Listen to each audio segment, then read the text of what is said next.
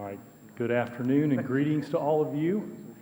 I'd like to officially welcome you to our discussion of awake rhinology surgery in response to the COVID-19 pandemic here in Europe. And it's our goal today to have you see the many, many advantages to this approach of awake surgery for our rhinology patients, and to have you leave with a desire to pursue offering this treatment option to your patients. And before we get started, I'd like to extend a big thank you to our sponsor, Stryker, for supporting this symposium and for their continued investment in our field of rhinology and ultimately helping us provide better care for our patients. So here's our agenda. We were hoping to leave a good section of time at the end for what we anticipated would be some robust questions and answers. That time may be a little short with us kind of waiting to let everyone finish lunch. So at the end, if we run out of time, the panelists will make themselves available outside the hall if you want to come and talk to us about any questions, but we'll see how we end up. So to begin introductions, I'm Andy Wells from Augusta, Georgia in the U.S., and I am very excited about the opportunity to share our experience with awake surgery in our rhinology patients. And it's really become a passion of mine because of all the advantages and benefits that we've seen develop compared to more conventional rhinology treatments. And those are going to be shared and discussed with you throughout this presentation. But just on a broad scale, we've realized significant advantages in recovery time, in patient safety, in healthcare savings, in controlling our schedules better, and also in excellent and improved patient satisfaction scores with this treatment approach. And so it's been fun to see these advantages come to fruition. And myself and our panel is very thankful for the opportunity to share these with you today. So let's introduce them.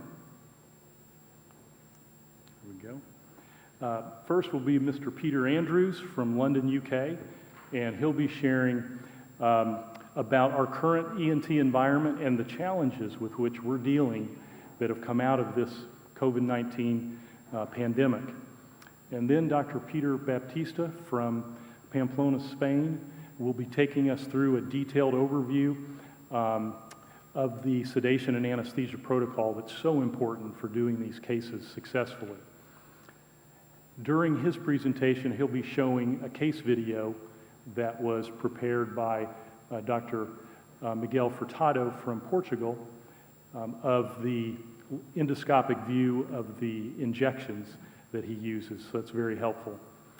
And then Dr. Lucas Anschutz will be from Bern, Switzerland.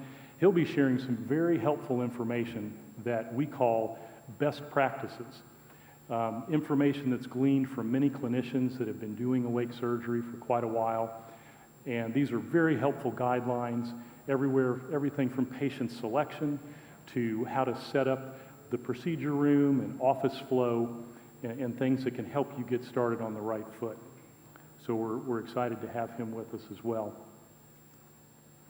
So what are the keys to success in awake surgery? And these are things that we've gleaned since we started doing these procedures 10 years ago.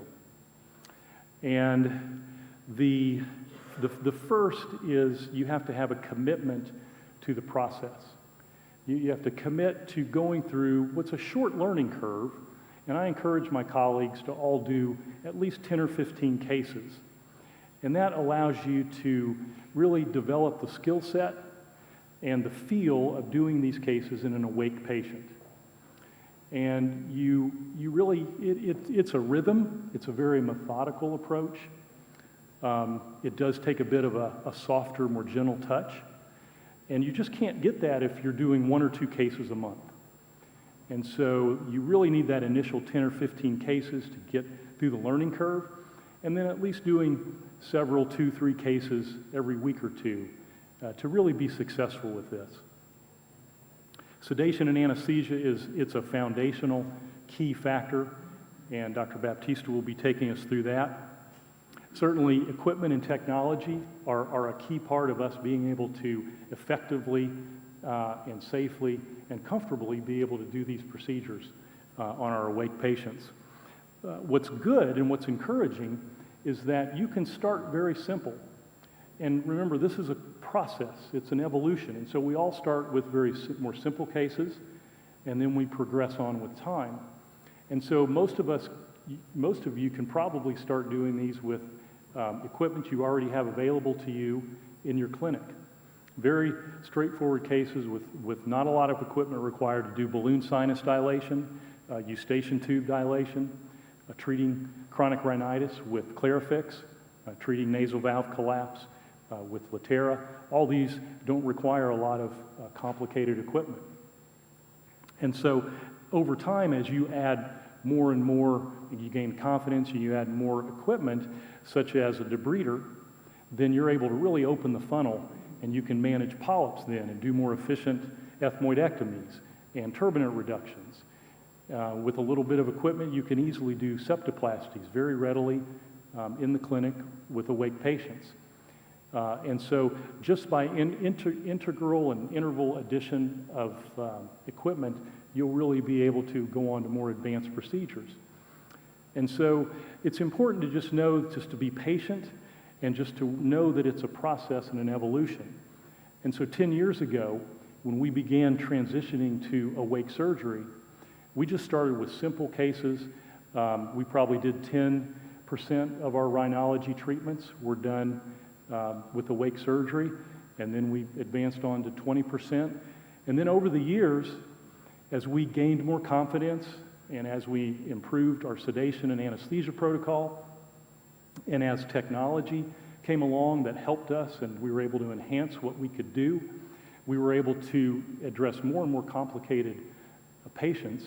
And now, today, we're treating 80 to 90% of our sinus patients and any adjunctive rhinology procedures with an awake approach in our clinic. So it's been very exciting to see these procedures develop, and we're very confident that you'll see awake surgery as something that can help solve many of the problems with which we're dealing now. And so I'd like to have Mr. Peter Andrews come up and discuss our current environment and the challenges that we're facing because of the pandemic.